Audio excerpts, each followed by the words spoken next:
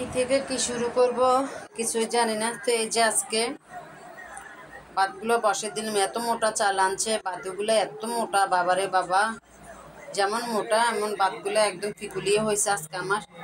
তো এই যে আসসালামু আলাইকুম সবাইকে, সবাই কেমন আছেন? আলহামদুলিল্লাহ, জানি সবাই ভালো আছেন। আমিও আপনাদের দোয়া আলহামদুলিল্লাহ ভালো আছি। তো এই যে আজকে আমি মাছটা কি দিয়ে রান্না করব সেটা বলবো না, কি দিছি আমি এটার সাথে, দেখি আপনারা বলতে পারেন কিনা।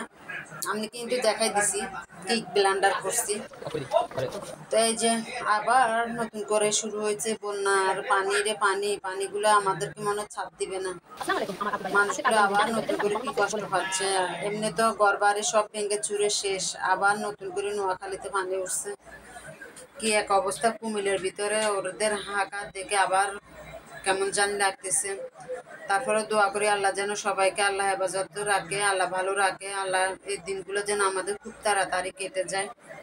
তো যে আমার রান্নাগুলো এখন এই আর কই মাছ দিয়ে একটু আলু দিয়ে বসাইলাম, একটু টমেটো দিয়ে দিলাম। তো রান্নাটা কেমন হয়েছে যদি ভালো লাগে থাকে একটা লাইক কমেন্ট শেয়ার করে দিবেন। এই ছোট্ট বোনটাকে আপনাদের পাশে রাখবেন।